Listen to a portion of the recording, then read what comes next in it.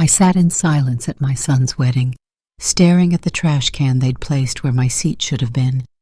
No one spoke. No one looked at me.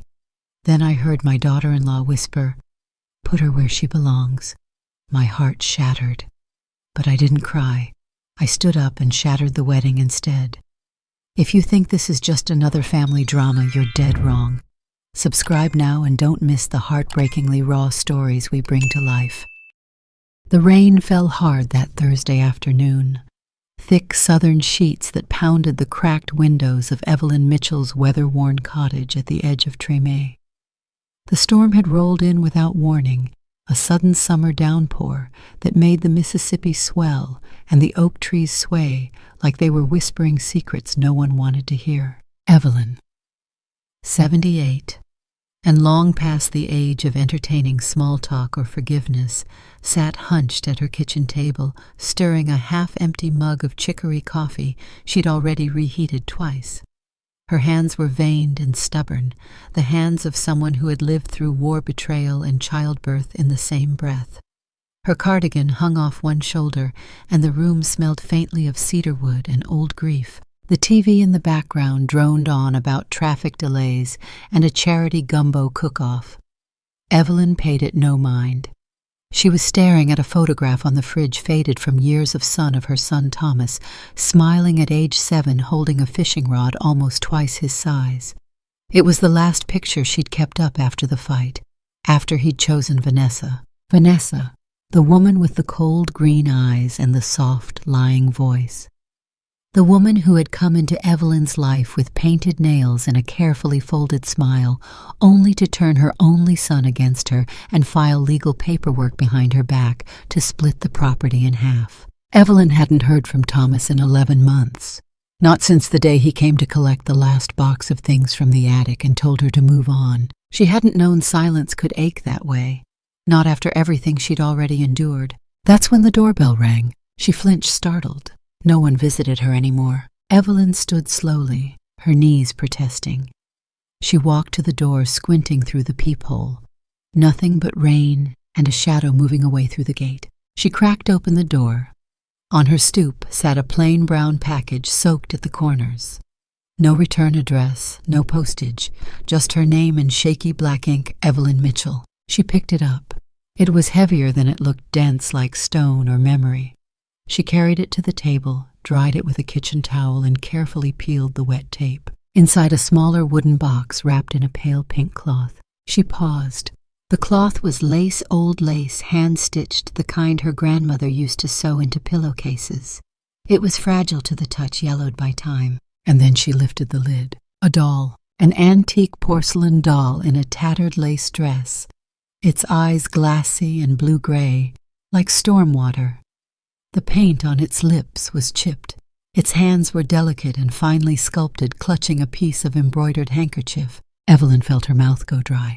She hadn't seen a doll like that in 50 years, not since... She didn't finish the thought. There was no note, no explanation, just the doll eerily pristine and watching. She moved it to the sideboard away from the window. Something about the way it sat there, tilted slightly to the left, made the room feel colder. Evelyn turned back to her coffee. She didn't want to admit it, but the house felt different now. That night the rain didn't stop. Thunder cracked across the sky like splitting bones. Evelyn couldn't sleep. She tossed. Got up twice to check if the doll was still where she'd left it. It was. At 12:01 a.m. the sound started. A soft, stuttering sob, faint like it came from down the hallway or the corner of a memory. Evelyn sat upright in bed, her heart thudding. She reached for her lamp. Silence. She waited. Then it came again. A whimpering, childlike moan, long, shivering, heartbreaking. She slipped her feet into slippers and reached for the cane she hadn't needed in weeks. The sound led her to the living room. The doll was still there, on the sideboard, but now its head had turned, slightly, just enough that it was now facing her, and underneath the left eye a thin trail of moisture. Not paint, not dust, wet. Evelyn stood frozen, her breath caught in her throat like it didn't know how to come out. She moved slowly, her instincts too old and too tired for panic. She picked up the doll, checked its back. No speaker, no battery port, nothing. She walked it out to the porch and left it on the table, closed the door. locked it. By morning, the rain had cleared. A few rays of light filtered through the blinds.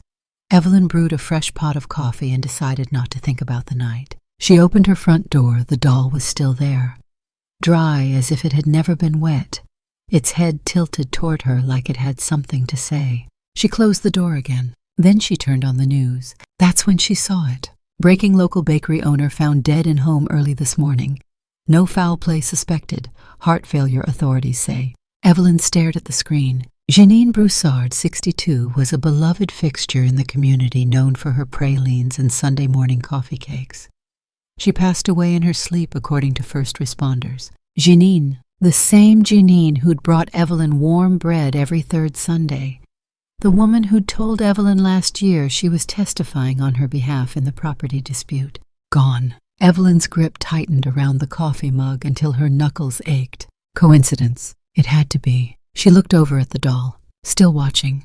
The sun hit its porcelain cheek just right, and for a moment Evelyn could swear she saw something glisten, a trace of last night's tears. Her stomach turned. She walked to her hallway, opened the narrow closet, and pulled out a dusty spiral-bound journal, her old diary. She hadn't written in it since 2012, but something in her bones, the kind of instinct that lives in older women, ignored too long, told her it was time to start again. She flipped to a fresh page and scrawled the date.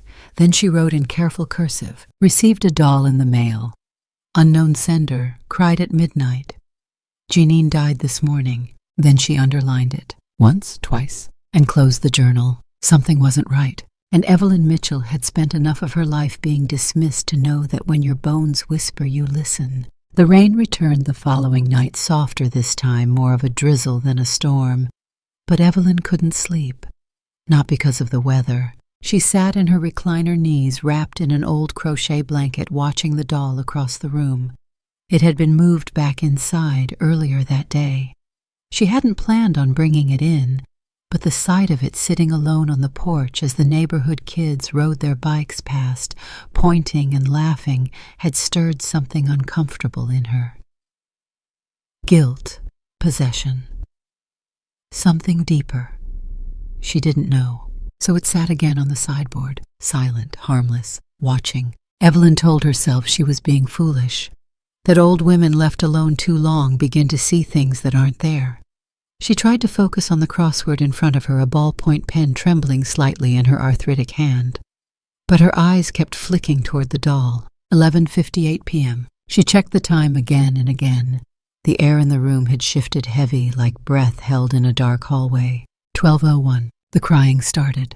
This time it wasn't faint. It was louder, more insistent.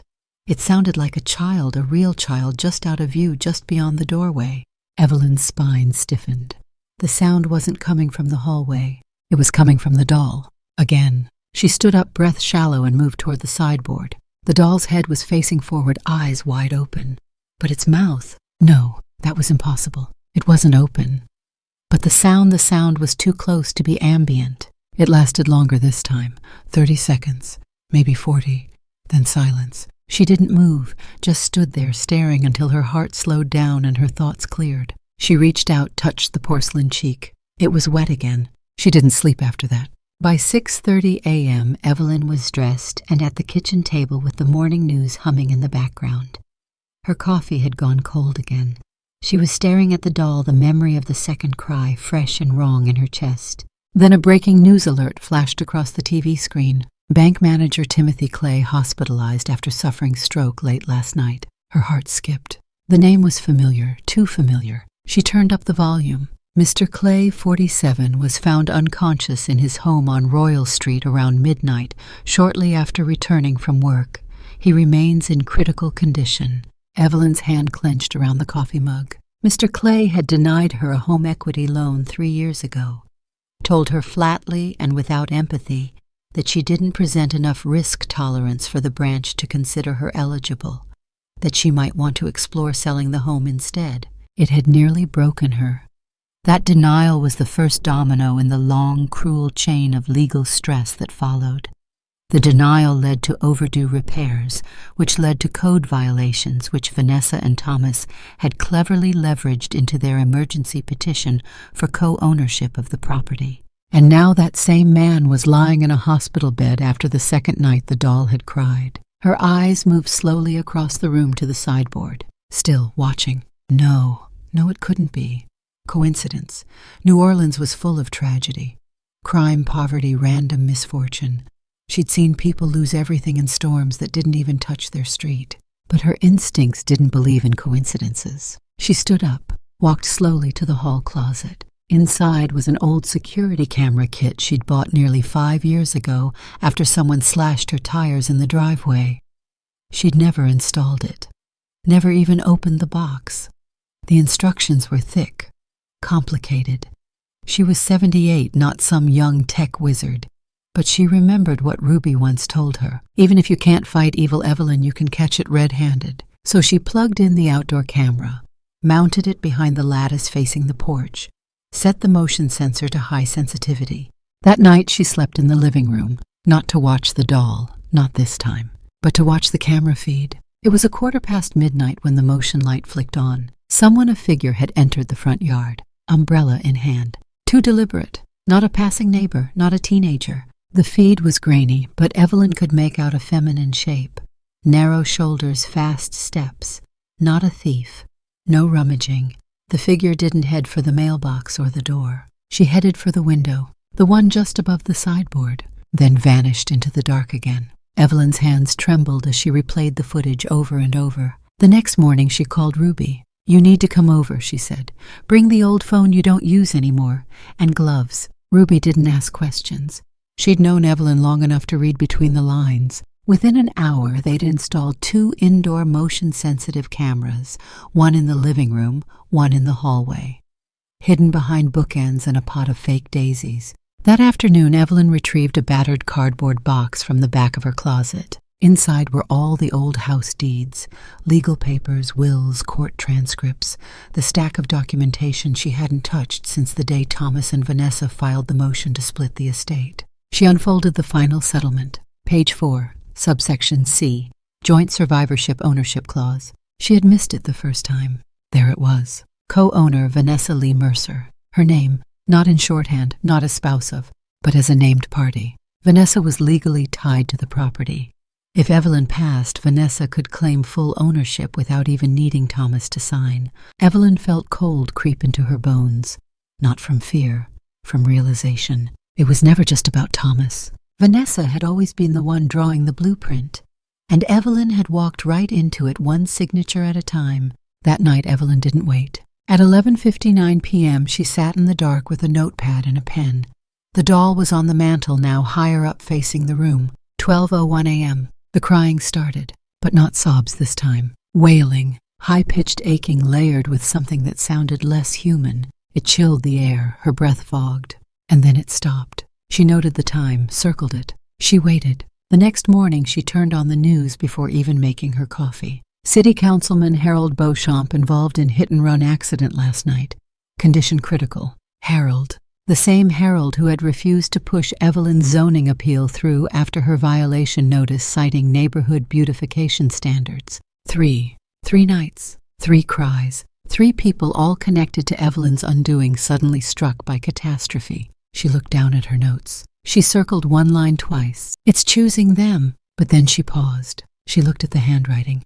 Tight, sharp, unforgiving. Was it really choosing, or was someone else choosing?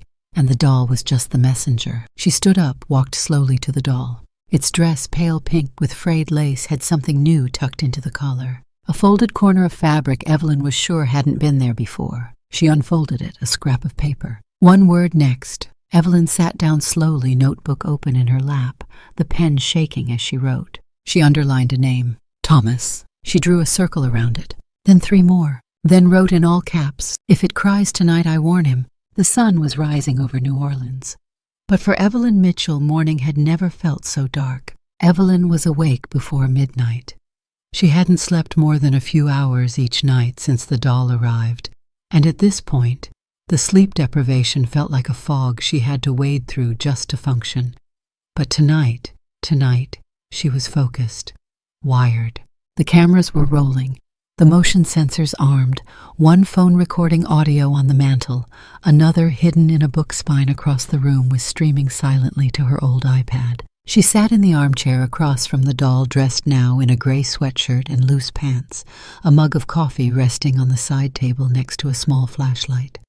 The only light in the room came from the lamp beside her, casting long shadows across the faded wallpaper and the pale porcelain cheeks of the doll. It was 11:48 p.m. when the front porch light blinked on. Movement. Evelyn didn't get up. She didn't need to. The feed lit up her screen. A figure stepped through the gate, hooded, moving with the confidence of someone who didn't expect to be caught. The woman carried nothing but a small canvas pouch and a flashlight turned low. She didn't go to the door. She didn't knock. She moved to the side of the house, to the side window Evelyn never used anymore. A key. She had a key. The deadbolt clicked open. The woman entered quietly, deliberate. No hesitation, no rummaging or panic. Vanessa. Evelyn saw it now on the indoor camera, the long blonde ponytail visible beneath the hood. The expensive boots she used to brag about in court Italian leather stitched by hand. Vanessa moved like someone who had done this before, like someone who belonged. She moved toward the doll. Evelyn stayed still. Her heart pounded, but she forced herself not to breathe too hard, not to give away that she was awake. Vanessa knelt in front of the doll, leaned in, and whispered. The room was silent, but the audio feed picked it up, barely. 2 more. A pause. Then again. 2 more, that's all I need. She reached into her pouch and pulled out something small. A packet. No glass. A vial. Something clear. She unscrewed the doll's back panel. There was a panel and tucked the vial deep into the cavity beneath the lace. With practiced fingers she closed it, pressed her hand to the doll's forehead. You've been perfect, she whispered. Just 2 more. She stood up, turned around.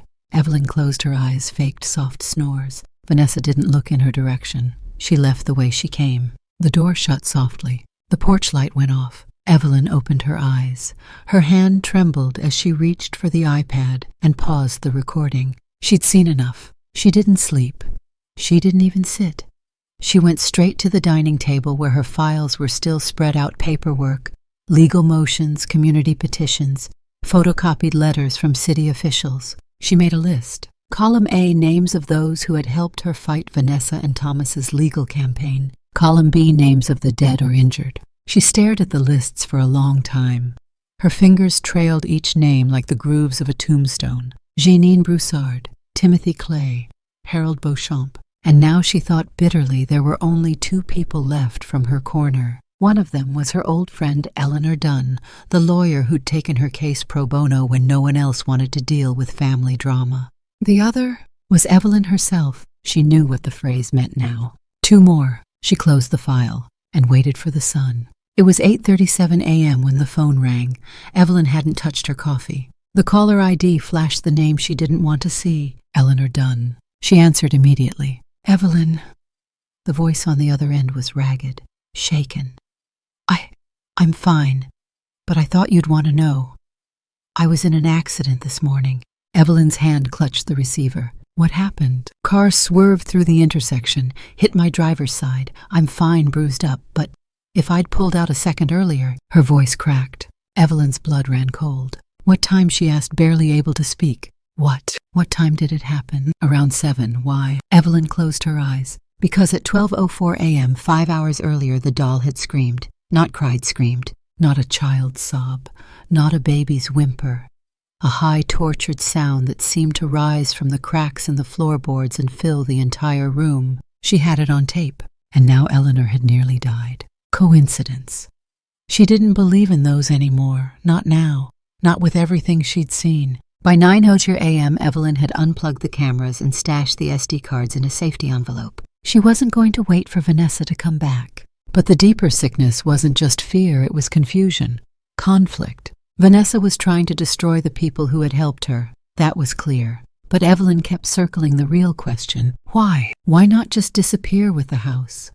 Why not let Thomas inherit what she wanted and move on? There had to be more. She opened the last drawer in her roll-top desk. Inside was a faded manila folder labeled Property and Inheritance. Final. She flipped through the stapled papers again, this time with sharper eyes. The house, the land, the accounts. Yes, Vanessa's name was there, in black ink legally binding, but not just as co-owner. There was something else, something Evelyn had never noticed. A survivorship clause. It stated, "In the event of the premature death of one or more contributors named in this title, the balance of the property shall pass to the surviving parties at full control pending no active contests in probate." Plain English, if the other owners or legal obstacles died, the rest went to whoever was left. Vanessa was removing obstacles, not for vengeance, for control. A full undivided estate. She didn't just want half the house, she wanted everything, clean, unchallenged. And Evelyn was the last name on that document that mattered. She sat back in her chair, stunned. But then another thought hit her, something uglier, something colder. Did Thomas know? Did her son, her only child, know what Vanessa was doing? Was he just as manipulated as Evelyn had once been, or was he letting it happen? She didn't want to ask the question, because deep down she feared the answer. But she couldn't avoid it anymore. She wrote his name on the notepad, then slowly circled it. Then she wrote the question that had been circling her mind like a vulture. Does my son know she's trying to kill me? And worse, would he care? The doll sat in the corner, still, silent, waiting. Evelyn knew what had to come next. If she didn't do something soon, if she didn't turn the story around, she wouldn't live long enough to ask the next question. The morning after Eleanor's crash, Evelyn stood at the edge of her kitchen, staring down at her worn boots and the cracked tile beneath them. She had made her decision before the sun came up. If she wanted the truth, the real truth, she'd have to go backward, way backward, to her father, to the sins she had spent decades trying not to inherit. By 9:00 a.m. she was on a bus downtown, clutching a canvas bag filled with legal files and a spiral notebook. The streets of New Orleans buzzed with summer heat, but she felt none of it. Her thoughts were heavy. Her legs felt heavier. City Hall sat like a stubborn fortress on Poydras gray and boxy, its windows too small and too high. Inside, the air conditioning blasted cold and impersonal. Evelyn signed her name at the front desk and asked to be directed to archived property records before 1960. The woman behind the glass didn't even blink. Basement, left hall, room C5. You'll need gloves. Evelyn took the elevator down. The archive smelled like paper and mildew. A dim yellow bulb flickered above the door, and the floor creaked beneath her with each step. The clerk behind the desk, a tired man with coffee breath and nicotine fingers, handed her a pair of gloves and gestured toward the shelves. What year, he asked, already bored. 1951, Evelyn replied. Her voice had a shake in it she couldn't control. He didn't ask why, just grunted. She began with the property records. She searched Mitchell first. Her father's name, Jeremiah Mitchell, popped up quickly. There it was, in thick scrawled ink. Case number 51-00972. Margaret LeBlanc versus Jeremiah Mitchell. She sat down, hard breath caught in her throat. The file was thick, over 50 pages. A land dispute case. Margaret LeBlanc, single woman, filed a civil claim stating Jeremiah Mitchell had defrauded her into selling 5 acres of riverfront land at below market value using threats and political influence. The first few pages were dry maps, signed affidavits, sworn depositions. But the further she read, the harder it became to breathe. Margaret had been 32. No husband. No legal representation. Her writing in the statements was careful, desperate, and articulate. She had grown up on that land. She farmed it herself. And then one day it was gone. Jeremiah had friends in zoning. Friends in banks. Friends who decided Margaret's tax valuation had changed and that her debt outweighed her ownership. She was offered pennies and given a week to vacate. She didn't vacate. She fought and lost. The case had been dismissed quietly. The land absorbed into Mitchell Holdings 3 months later. A new boat dock and garden terrace were built where her home once stood. Evelyn sat in that cold metal chair and remembered a Sunday afternoon in 1952 when she and her father watched the construction crew hammering in pilings near the riverbank. He had said, "All land can be moved, girl. You just have to push hard enough." She'd been 6. She thought it meant something wise. Now she knew better. She flipped to the last few pages. Margaret's eviction order. A scrawl at the bottom, not part of the legal form. A note, in cursive, shaky, furious, unfiled. I have nothing left and he still walks proud. If I cannot make him pay, maybe someone else will. There was no follow-up case, no appeals, just silence. Evelyn leaned back, stunned. She ran her hand over the paper like it might change under her fingers. But it didn't. It stayed the same. History doesn't ask for forgiveness. She looked up at the clerk. Do you have anything on Margaret LeBlanc after 1951? The man scratched his chin. Could check orphanage transfers. We keep death notices down here too. Not digital, though. Show me, she said. 20 minutes later, she had a list of names. Margaret died in 1953. Tuberculosis in a public hospital in Baton Rouge. No family listed. But attached to her case file was an order one child remanded to state care. Female. Age 3. No known father. No name on the child's record, only initials. V.L. born March 12, 1950, Orleans Parish. Evelyn's hands went still. She opened her notebook, wrote one line. V.L. else Vanessa Lee. She knew it wasn't proof, not in a court of law. But in her gut, it was more than enough. The age matched. The initials. The location. The timeline. She searched online forums that afternoon from a dusty terminal in the basement. Took her almost 2 hours to dig through archive threads. Anonymous postings, chat boards buried under layers of cryptic usernames and paranoia. And then she found it. A thread on a forgotten message board for people who had grown up in the state orphan system. Thread title, They Took Everything From Her, posted 10 years ago by a user named Orphan Reckoner 51. The post read, My mother died screaming about Mitchell, said he stole her home, said I would grow up to take it back. I did. And now I will finish it, one by one. Not just Evelyn, all of them, all who wore that name, all who let him live fat while we died poor. He died with peace. They won't. Evelyn felt like her body was sinking, her throat dry, her skin buzzing with something between shock and rage. She read it again and again. Vanessa didn't want the house. She wanted the name. She wanted the Mitchells erased from deed, from memory, from blood. This wasn't personal vengeance, it was generational cleansing. She had studied Evelyn's world, her allies, her paperwork. She'd married into the very name she planned to destroy, not just to hurt Evelyn, but to unwrite history. One cry at a time, Evelyn returned home before sunset. She sat on her porch steps in silence for over an hour. Then she opened her notebook and wrote, It's not just about revenge, it's about rewriting. She's not cursing me, she's correcting a ledger. She circled it once, then again. The wind stirred. The doll watched from the window. Evelyn knew now she wasn't just the last Mitchell. She was the last loose thread, and Vanessa intended to cut her clean. It started with the aspirin. Then the crushed-up beet juice, the cold compress, the shaving razor for the blood vessels on the wrist. Not to break the skin, just to add that subtle tint of blue to her fingertips. Ruby worked with a precision that made Evelyn feel 17 again. The way she moved, the way she whispered orders under her breath like they were gospel. Retired nurse or not, Ruby hadn't lost her edge. I can give you 15 minutes tops, Ruby said, pressing a stethoscope to Evelyn's chest.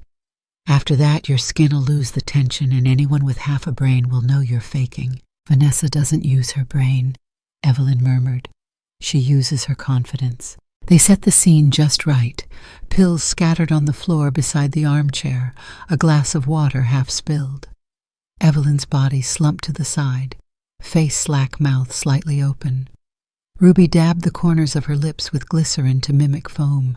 The lights dimmed, the curtains pulled. Ruby called it in herself a discovery at 6:42 a.m.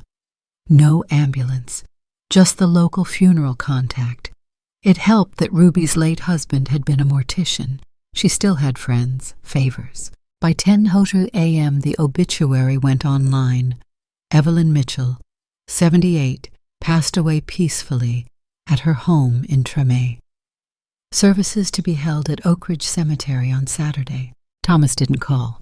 Vanessa didn't either. But Evelyn hadn't expected them to. That wasn't the point. What mattered was the cameras, the bait, and the clock ticking. She stayed hidden in Ruby's second-floor apartment above the barber shop.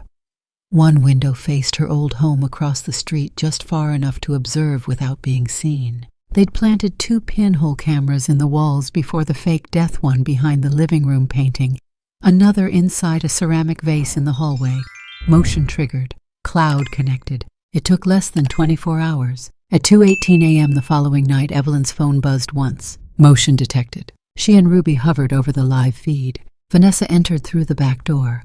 No hesitation. She wore black hair tied in a tight braid. She didn't turn on any lights. In her hand, the doll, wrapped in a thin silk cloth. Evelyn's pulse kicked. Her jaw tightened. Vanessa walked to the armchair and stopped. Looked around. Moved slowly. She stood before the chair where Evelyn's fake body had been found. For a long time she said nothing, just breathed. Then she knelt, set the doll on the floor between them, and whispered, "Just 2 left, darling, just 2. The room was silent. Her voice cracked through it like a blade. She reached into her coat and took out a folded list. Read it to the doll like a bedtime story. Jeanine, Timothy, Beauchamp, Eleanor, that annoying councilman, Evelyn. She looked up, smiling faintly. Just you and him now. The doll sat still. But Evelyn swore on the screen she saw its eyelids flutter, or maybe it was just her nerves. Vanessa stood, walked into the hallway, paused in front of the framed photo of Thomas and Evelyn fishing when he was 8. She touched it gently. Sweet boy, so trusting. She turned to the doll. After the funeral, then we're free. She gathered the doll again and walked out without a sound. Evelyn sank onto Ruby's couch like her bones had given up. Her voice came out raw. She's going to kill my son. Ruby didn't argue. She just poured 2 fingers of whiskey and handed it to her. Evelyn didn't drink often. That night she did. The next morning Evelyn opened her notebook. Her handwriting was frantic, thick loops, hard strokes. Rage disguised as ink. She wrote, "This is no longer about me. She thinks he's part of the blood. She doesn't care if he helped or not. She wants the line broken. Vanessa doesn't kill people. She deletes legacies." She slammed the book shut. There was no time to wait for Vanessa to slip. No time for poetic justice. The only way to protect Thomas was to set the final trap, and this time Evelyn wasn't going to hide in the dark. By Friday, the news of Evelyn's death had made it through the church. A few neighbors left flowers at the gate. Someone dropped off a lemon pound cake. No call from Thomas. Still. But Evelyn had seen the text. Vanessa had messaged him. "You should let me handle the service, love." It's what she would have wanted. Of course. Evelyn made one more phone call to Officer Quinn, an old friend of Ruby's, long retired from the force, but still owed favors by the precinct. She didn't tell him everything, just enough, and by Saturday morning a quiet plan was in motion. The funeral would go on. The guests would gather, and the grave would be empty. But the truth would be full of teeth. The letter was typed, no signature, no return address. Just 8 words on a sheet of thick paper. "Midnight, Oak Ridge Cemetery. The next name is yours." It was left in Vanessa's mailbox on a Friday afternoon, nestled between a catalog and a utilities bill. No one saw who delivered it, but when she read it, she smiled. Not with fear, with anticipation.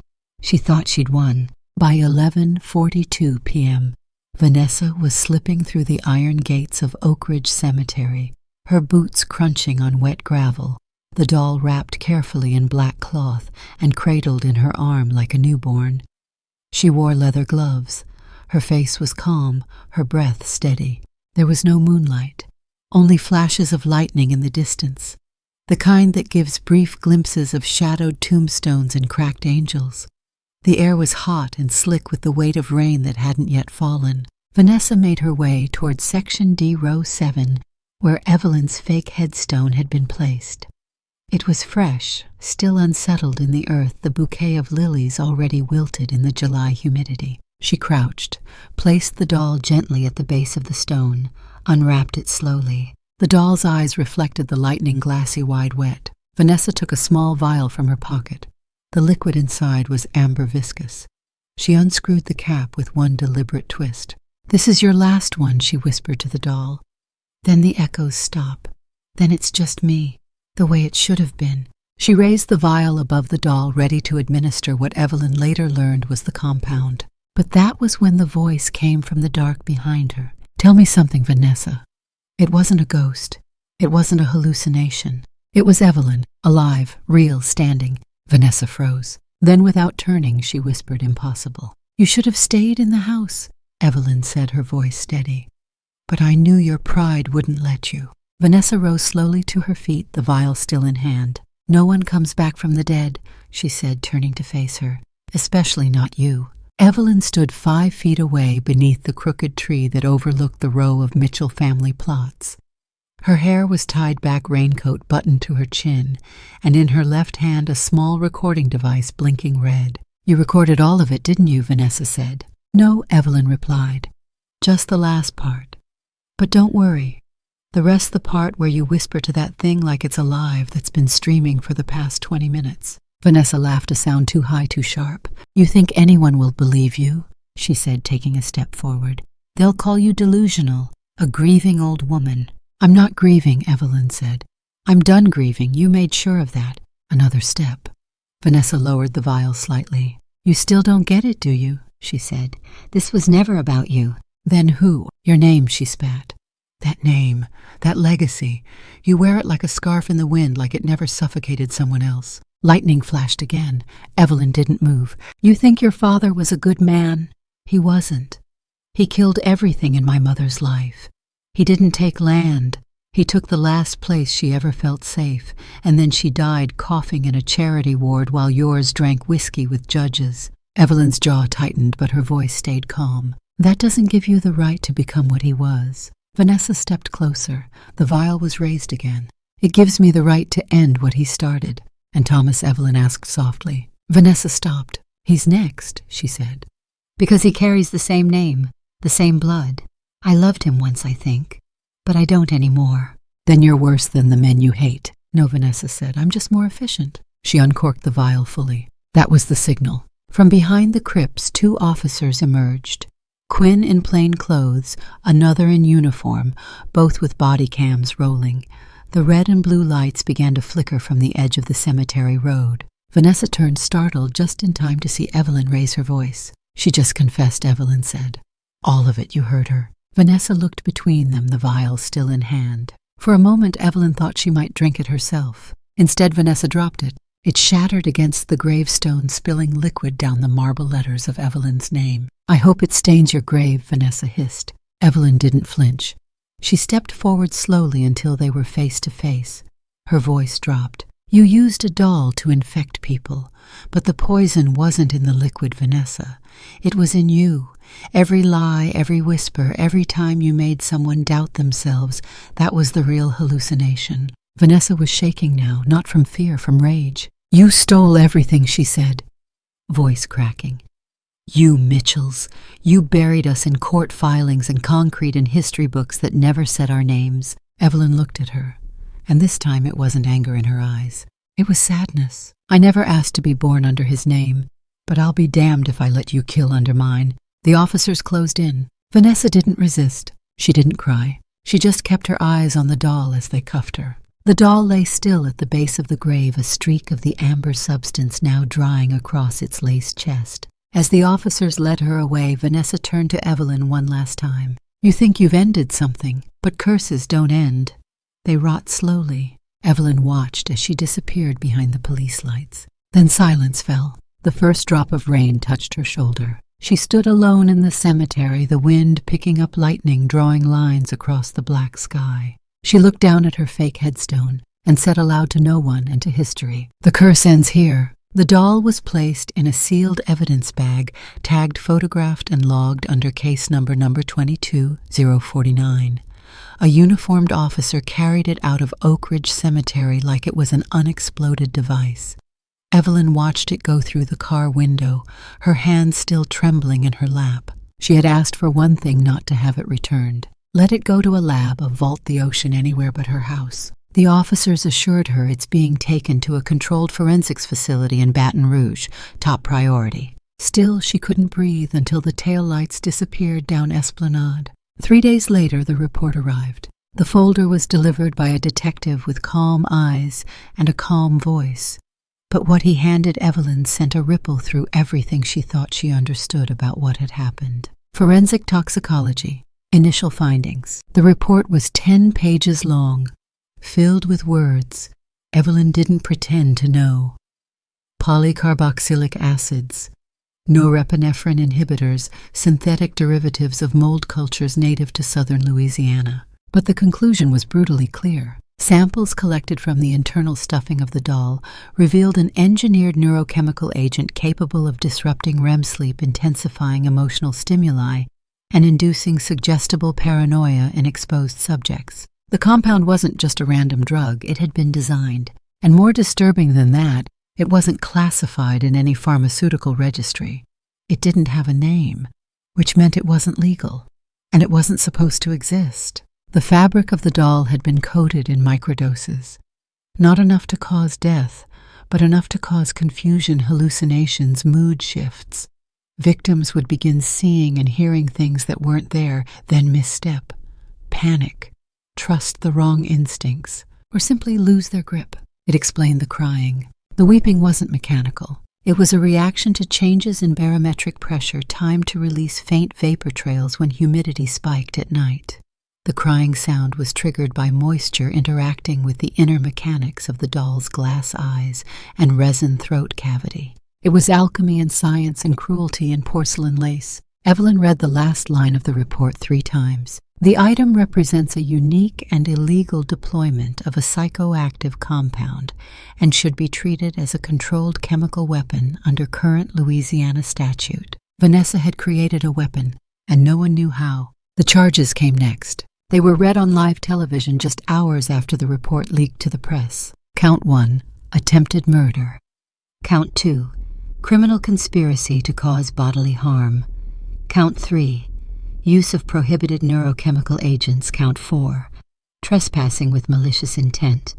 Count 5, fraudulent inheritance manipulation. The words echoed through every cable news headline from Baton Rouge to Baltimore. The crying doll case shocks New Orleans, from widow to witch. Vanessa Lee and the Neurodoll. Chemical terrorism or generational revenge. They showed Evelyn's photo too, the one from the year she ran for local council, the one where she was smiling, eyes full of hope. The caption below it, survivor of the Mitchell family curse. She hated that. She hated all of it, because none of it felt like survival. It felt like aftermath. Evelyn didn't leave the house for days. The porch sat empty. The kitchen clock ticked louder than usual. She kept thinking about the nights when the doll would weep and she'd lie in bed wondering if she was losing her mind. Now she knew she hadn't been. Not fully, but she had been nudged chemically, invisibly by something soft and small and deceptively still. She tried to write a letter to Thomas. She started 4 times, once with "I'm alive" and again with "She tried to kill you," but nothing ever stuck. Because at the root of all the words was the ugliest truth: he hadn't come to the funeral. He hadn't called. Not after the obituary, not after the cemetery, not after the headlines, not even after the police confirmed the arrest. Maybe he didn't believe her. Maybe he thought the whole thing was theater. Maybe he didn't care. But the silence was louder than guilt. It was abandonment. Again. Ruby came by with soup and pie, tried to get her to walk outside. Evelyn declined. "You can't stay in this house forever," Ruby said. "I did before." "Yes, but this time you're not hiding from your daughter-in-law. You're hiding from grief." Evelyn didn't answer. She just stirred her coffee with a spoon that clinked too loudly in her hand. Ruby put a hand on hers. "She's gone, Eve. And she's not coming back. But he is, one way or another." That night, Evelyn turned on the television. CNN was interviewing a neurologist from Tulane. "The compound found in the doll is chemically related to some experimental research conducted in Eastern Europe during the 1990s, he said. "It's designed to break rational sequencing. Victims don't just see hallucinations, they believe them." The anchor leaned forward. "So you're saying these people thought what they experienced was real?" "They didn't just think it," the doctor replied. "They felt it. It was chemically structured to manipulate emotion, guilt, fear, paranoia. The victims weren't insane. They were being rewritten." Evelyn shut it off. Rewritten. That was the word Vanessa had lived by. Rewrite the story. Rewrite the legacy. Rewrite the family tree with fire. And in some sick way, she had almost succeeded. Not just in killing Evelyn or Thomas, but in convincing Evelyn that she'd failed everyone who ever wore her name. But she hadn't failed. She had survived. And so had the truth. In the morning, Evelyn stepped onto the porch for the first time in a week. The sun was sharp. The air was hot. She took her coffee black and watched the mailman wave from the corner. She didn't wave back, but she did smile, because deep down she knew the next part was coming. It wouldn't be an ending, not yet, but it would be a reckoning. It was a Tuesday when Thomas came. 2 months and 3 days since Evelyn's staged funeral. He didn't call ahead. He didn't text. He just appeared at the edge of the front gate in a plain navy coat, holding a paper bag, hair unkempt and eyes sunken like he hadn't slept right in weeks. Evelyn saw him from the porch. She was watering the rosemary bush that hadn't bloomed properly in 3 years. Their eyes met, and nothing moved. No smile, no tears. Just the strangest thing between them, something fragile and aching and unfinished. She didn't speak. He walked up the steps and stood in front of her. Looked older than the last time. The kind of older you don't get from age, but from knowing too much. He held out the paper bag. "I brought the lemon pound cake," he said quietly. "The one you like, from the cafe on Claiborne." Evelyn took it, set it beside her chair, still didn't speak. Thomas looked down, then around, then back at her. "Are you going to say anything?" She nodded slowly, inside. They went into the living room, the one that still smelled faintly of cedar and old newsprint. Evelyn sat on the couch. Thomas stayed standing for a long moment before finally lowering himself into the chair opposite her. Silence pressed between them. Then Thomas asked without looking at her, "Why didn't you ever trust me?" His voice cracked. Not from anger, from something deeper. Regret, maybe, or guilt. Evelyn studied him. The curve of his shoulders, the way his fingers tugged at the edge of his sleeve. Her son, her only child, the boy who once cried when a bird hit their window. Now a man sitting on the far side of a war neither of them had started. "I trusted you too much," she said. That was the problem. He shook his head slowly. That's not what it felt like. Evelyn leaned forward, reached into the wooden chest beside the sofa, and pulled out a thick bundle of paper. Her handwriting, her notes, printouts, photos, articles. At the top of the pile, the forensics report on the doll. She handed it to him without a word. He took it reluctantly at first, began to read, page after page. Her journal entries dated in neat script, diagrams of the house, time-stamped camera screenshots, the property file from 1951, a still image of Vanessa in the hallway whispering to the doll. And finally the audio transcript. He read for 27 minutes without looking up. When he did, there were tears on his cheeks. "My God," he whispered, "she hated you that much." "She didn't hate me," Evelyn said softly. "She hated my name, my bloodline. You were part of the plan because you carried it." Thomas looked stricken. She said I reminded her of what was taken from her. "You were a tool to her," Evelyn said, voice even. "A bridge into the house, into the trust, into the will." He stood abruptly, paced to the far window, ran both hands through his hair. "I married a woman who turned my mother into a headline," he muttered. "And I let her talk me out of your life. I believed she was right." Evelyn didn't reply. Thomas turned around slowly, his face crumpled. "I didn't know, Mom. I didn't know what she was doing. I thought you were being dramatic, that you were clinging to control and paranoid about the house. I thought—" He trailed off, laughed bitterly. "I thought you needed to learn to let go." Evelyn's eyes welled but didn't fall. Her voice, though tired, was resolute. "You weren't the only one manipulated?" Thomas came back to the chair, sank into it. "I should have called. After the funeral, after the news, I couldn't face you. You were grieving the version of me she gave you," Evelyn said. "Now you're sitting with the real one." He reached for the pound cake bag, opened it with trembling hands, set it on the coffee table, sliced it in half. "Still warm," he whispered almost to himself. Then he looked at her again, eyes glassy. "I don't know what to say." Evelyn reached across the table, placed her hand on top of his. "You don't have to say anything." Thomas bowed his head, and for a long moment neither of them moved. When he finally spoke again, his voice was hoarse. "She said I was the end of the Mitchell line, that once I inherited the property I could undo what your father did." Evelyn nodded. "She lied." He nodded. "I was so sure she loved me." "She may have," Evelyn said, "in her own way. But pain warps love. You can't build a life from ashes and expect it to smell like roses." Thomas wiped his eyes. "I can't believe I brought her into our family." "You didn't," Evelyn said gently. "She never came to join us. She came to erase us." Thomas looked up and finally truly saw her, a woman aged by more than time, a mother who had fought with nothing but instincts and notebooks and the quiet ache of being misjudged. He stood up again, walked around the table, and this time he knelt beside her, rested his head in her lap. Evelyn's hands, slow and tired, found his shoulders. She didn't weep. She just closed her eyes and stroked his back in long, deliberate motions the way she used to when he was 6 and fevered and scared of thunder. They stayed like that a long time. When Thomas finally rose, he looked 10 years younger and older still. Evelyn said, "You can hate me if you need to, but I saved you." He nodded quietly. "I know." It started with a gate. Evelyn stood at the edge of the overgrown lot behind her house, staring at the rusted iron bars half buried in ivy. The soil was cracked, the magnolia tree on the far end leaning as if it were listening.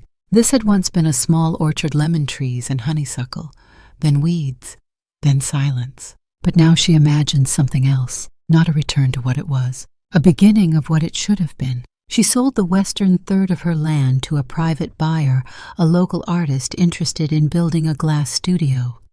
The funds went into a new account registered under Maison de Lumière, the House of Light. When the permits cleared, she hired a construction crew, mostly women from community programs, some ex-cons, some students. It mattered to her who touched the walls. She stood on site every morning with coffee in hand, boots sunk in fresh soil, watching the frame rise not fast but with intention. It would not be a shelter. That word was too temporary. It would be a place to reclaim breath, to remember, to resist, to rewrite. The first room was finished by late fall, small, square, soft blue walls, oak floor, light from a circular window that made the air feel warmer than it was. Evelyn placed a brass plaque at the door. Room Margaret. No last name, no dates, just the name of a woman who had lost everything to a signature and silence. Inside the room was a single rocking chair, a narrow bed, a bookshelf filled with dog-eared novels, and one photograph, a woman and a girl under a pecan tree, backs to the camera, arms linked. The day it opened, Evelyn didn't hold a ceremony. No ribbon cutting, just a hand-lettered sign in the window. "If you are running, we are already waiting." By the end of the week, 2 women had come. One with bruises under her collar, another with her daughter, and a suitcase held together with duct tape. They didn't speak much, just stared at Evelyn with the tired eyes of people who'd been told they were dramatic, paranoid, or ungrateful. Evelyn knew those eyes. She welcomed them like family. The doll arrived last, not by choice but by closure. The New Orleans Police Department returned it in a triple-locked case sealed in plastic. The paperwork came with 4 signatures and a warning. "It's been neutralized," the officer explained, "but we recommend you never touch it with bare hands again." Evelyn didn't. She placed it in a bulletproof glass display at the far end of the main hallway, mounted inside a steel cradle lined with velvet. No spotlight, no pedestal, just a simple black plaque beneath it. Every tear is a voice that went unheard. Some people gasped when they saw it. Some crossed themselves, some turned away. But they all paused, even the ones who said they didn't believe in curses, because deep down they did. Not the kind with potions and chants, the kind passed down in silence, in courts, in history books, in bruises hidden under long sleeves. And that was the power of the doll now, not as an object of fear, but as a relic of consequences. A reminder that pain left unchecked becomes a story that someone else has to finish writing. Word spread, not quickly but surely. A woman in her 60s came from Baton Rouge with a broken wrist and no ID. She stayed in Room Margaret for 6 weeks, then left a painting of a forest on the kitchen table. A mother of 4 came in the rain at 2 a.m. barefoot, clutching a copy of a restraining order. A teen girl showed up with a nosebleed and silence so thick it took 3 days before she spoke Evelyn's name. No one called her the doll lady anymore. No more whispers at the grocery store. No more side eyes from the bank. People now said, "That's Miss Evelyn. She's the one who opened the lighthouse." They said it with reverence, because she had not just survived history. She had harnessed it. She never spoke about Vanessa publicly. She refused all interviews. She kept her grief in the pages of her journal, her redemption in the hands of the women who came to Maison de Lumière and left with straightened backs. But sometimes at night she would sit in the hallway across from the glass case and just stare, not with hatred, but with understanding. The doll no longer cried, but Evelyn sometimes did. Not because she feared the past, because she'd finally let it go. The flyer was simple, printed on thick recycled paper, ivory tone with black serif lettering. Maison de Lumière presents Healing from the Inside Family Wounds and the Cost of Betrayed Trust. Underneath the title, 2 names: Thomas Mitchell, LCSW, Evelyn Mitchell founder. They didn't promote it heavily. A single post on the community board, a quiet mention in the back of the Treme Gazette. But word traveled the way it always did in New Orleans, through porch whispers, hair salons, and Sunday sermons. By the time they opened the doors that Saturday morning, 33 people had shown up. Women and men, older couples, young adults who'd never spoken to their parents again, a school counselor, a firefighter, 2 sisters who hadn't spoken in years but walked in holding hands. Thomas stood near the front of the room, glancing occasionally at the clock.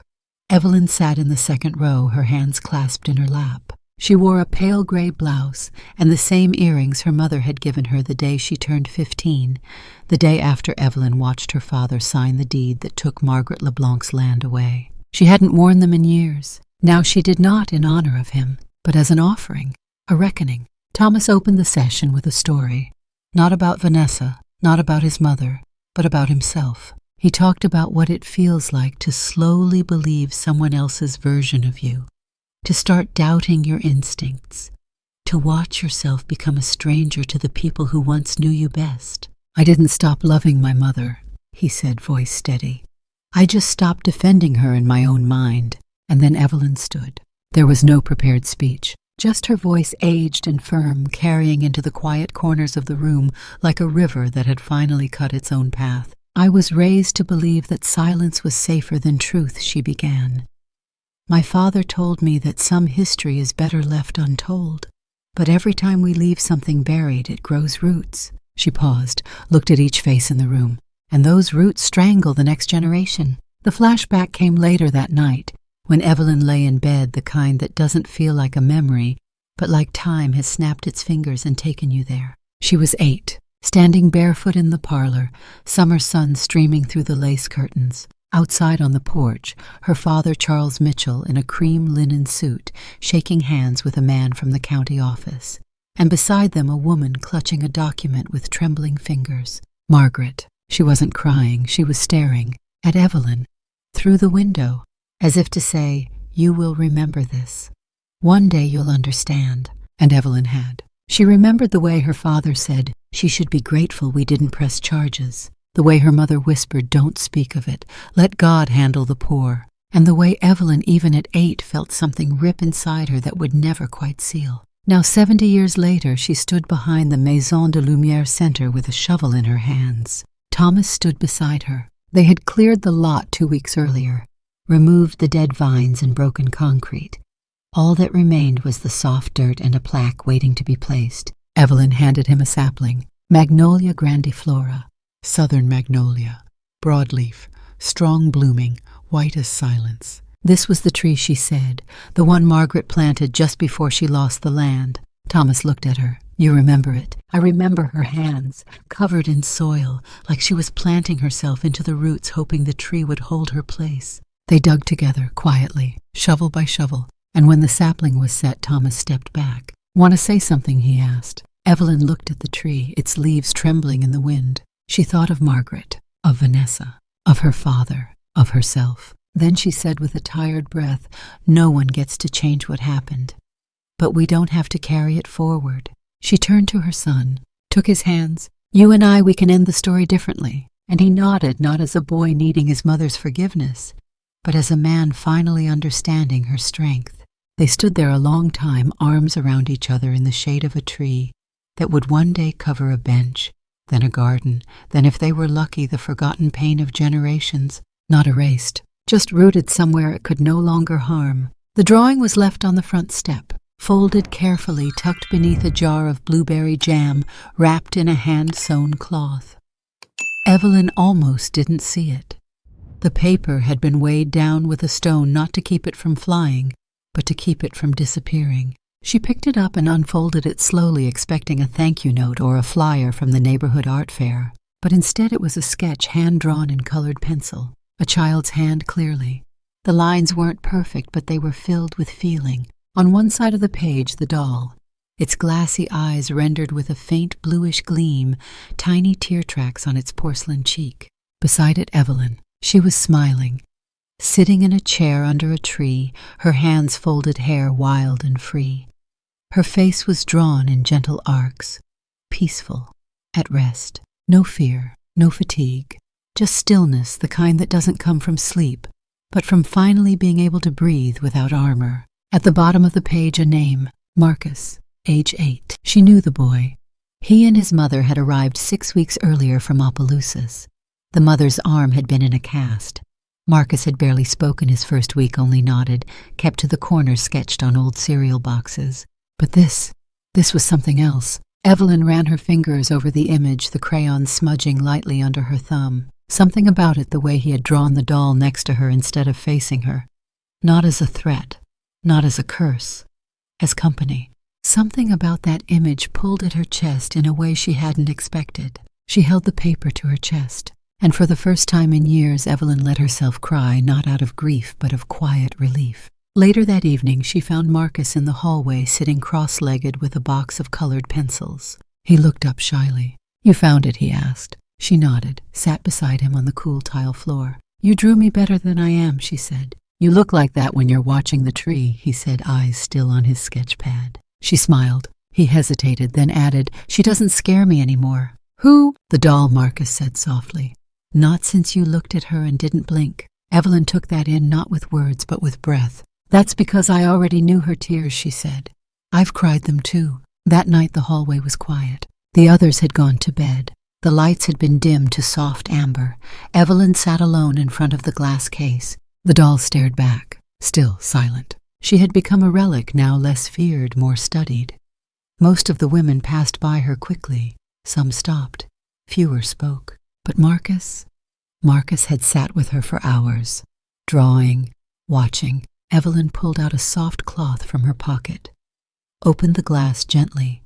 There were no more vapors, no residue, no poison, just the shell of something that once knew how to break people. She leaned in, looked into the glass eyes, and with the gentleness of someone touching a grave, Evelyn wiped the dried streak from the doll's cheek. "There," she whispered, "no more." She shut the case, locked it, then walked down the hall, turning off the lights as she went. Each click was a small closure. Click, click, click. Darkness returned, but it no longer felt like a threat, just rest. As she reached the end of the hall, just before turning the corner, a soft sound whispered behind her, a voice not loud, not theatrical, just a whisper, a child's whisper. "Thank you."